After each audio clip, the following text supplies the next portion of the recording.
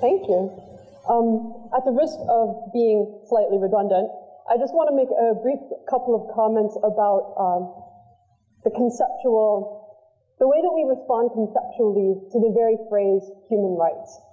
In most Western capitals, when you would utter the phrase security in the MENA region, the first images that would come to people's minds are probably of terrorism and war, instead of state-sponsored violence, which is, as we have heard, a lot more prevalent.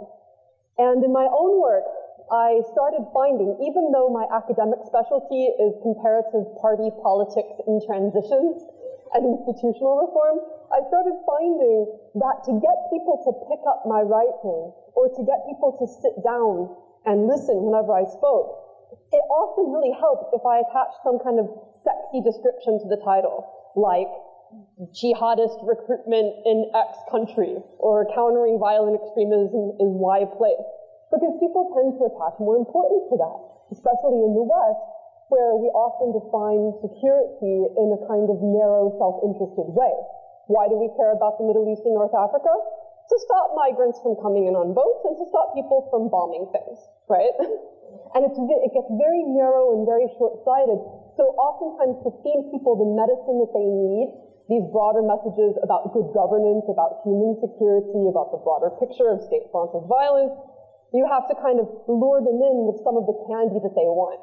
And what they want is very oftentimes to talk about Islamist radicalism from a religious point of view, or to talk about terrorism, etc. So I've done my due diligence studying those things and writing reports on radicalization and ISIS recruitment in Tunisia and Turkey and things of that nature. And one thing I've really come out on the other end believing and understanding very strongly is that there is no separation between human rights and security. Whether you're talking about terrorism or migration flows or war and conflict or state-sponsored violence, one of the great things is that by solving human rights problems, you also solve those other problems. They're all connected. 92% of terrorist attacks occur in countries that are state sponsors of violence. The statistics track a lot. So that brings me to the second topic, which is tracking, how much these things track together. What we know in this part of the world is that armed conflict, corruption, and weak business environments often track with terrorism, which is, of course, what lots of people in the West want to hear about, what they're concerned with. We also know that things like youth unemployment and drug crime and lack of education and lack of press freedom and attitudes toward immigration often track with terrorism. Even in my home country, the United States, these things track a lot. But what we see in all different countries, from the United States right now to Britain, to France, to Turkey, to Egypt, to Tunisia, we see oftentimes governments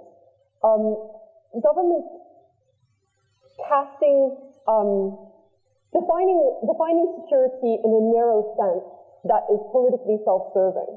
So passing broad anti-terrorism legislation, for example, defining political opponents as terrorists.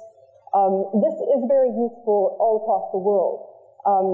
And taking a hard-edged, militarized approach to security instead of looking more broadly at human security and good governance and all of these other medicinal things that we know track very, very closely. If you look at Donald Trump's campaign, for example, perfect example, this is a right-wing populist who understood intuitively that raising fear about terrorism and talking up good patriotic lines about increasing military spending was going to make him more popular.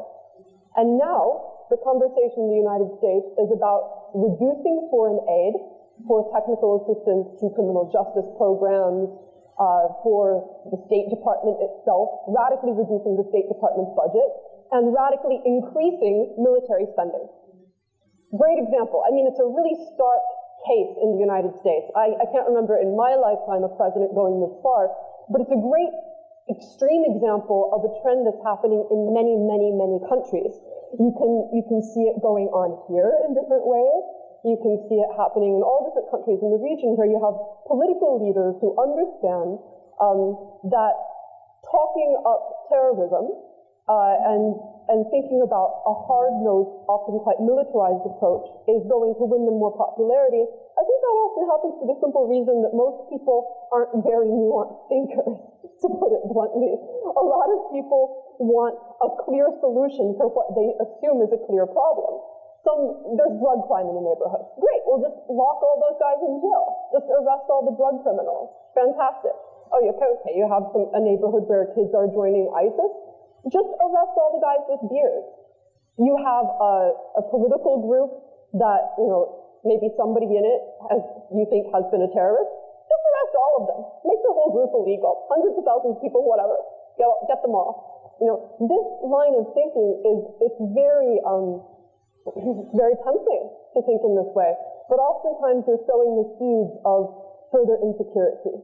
And that insecurity can look like terrorism, it can look like other forms of conflict, it can look like coup-making, what have you. Something very interesting here in Turkey with ISIS recruitment is that a disproportionate number of Kurds have joined ISIS, which on its surface is so counterintuitive and shocking. Why would any Kurd join ISIS? It's a group that hates Kurds. The recruitment literature in Turkish is all about denying the legitimacy of the Kurdish state. But if you look a little bit more deeply, it makes perfect sense, and it fits this entire framework of human security that Amr discussed and Yasser discussed. A lot of these young people in Turkey, these young Kurds who joined ISIS, their families were displaced in violence in the 1980s and 1990s. And they grew up in areas and in families with very low human security. So this is something we've seen in Turkey.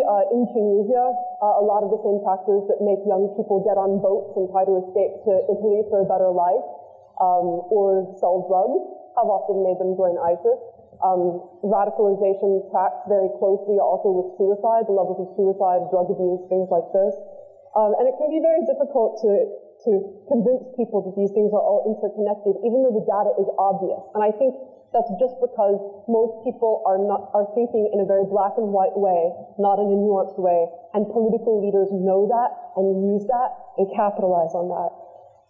So for the region to move forward on this, for a new regional security structure that we've all been brainstorming this weekend to come together, you need different countries in the region who have been able to move beyond these challenges to try to share technical assistance on criminal justice, on money laundering, on how to do operational capacity building and share knowledge between officials and all of this stuff. But the problem is that so many of these countries are trapped in vicious cycles, the exact kinds of vicious cycles that we've discussed, even worse than what we see in the United States and some European countries. And countries that are trying to lead, like Tunisia, are very weak. They don't have a lot of money, they're not very big, and other countries in the region are going to laugh at Tunisia if it goes and tries to share technical assistance on human security.